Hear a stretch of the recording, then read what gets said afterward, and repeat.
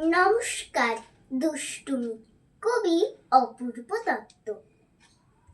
আচ্ছা মাগো, এমন যদি হয় ঘুমের মধ্যে রাজপুত্তুর এসে আমায় ডেকে বলল, এই যে মেয়ে, আমার সঙ্গে যাবে নতুন দেশে। আকাশে গোল কোজাগরীর চাঁদ, জ্যোৎস্না ধারায় ভাঙছে হাসির বাঁধ।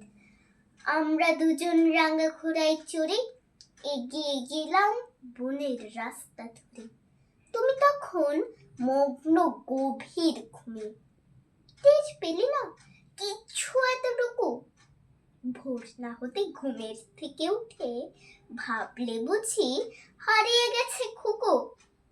আমি তখন বনের পথে ঘুরছি, তুমি ডাকছো, কোথায় গেলি কুরচি।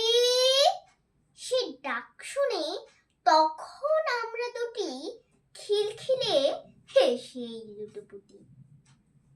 হয়তো আমায় খুঁজতে খুঁজতে তুমি দুপুরবেলা পৌঁছলে সেই বনে। তুমি ভাবছো ওই তো কচি মেয়ে, কিনেই বুঝি সারা এতক্ষণে।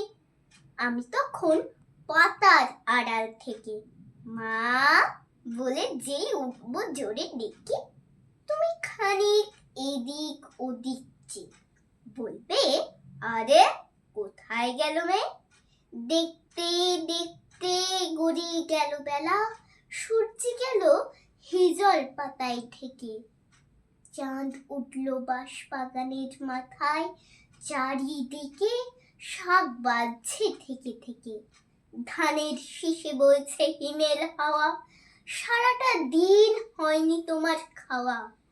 তুমি ভাবছো কুরচি তো খুব লক্ষ্মী, কোথায় গেল জানলো না কাক পক্ষী। তোমার তখন ভেজা মলিন মুখ, জল জমেছে চোখের দুটি কোলে।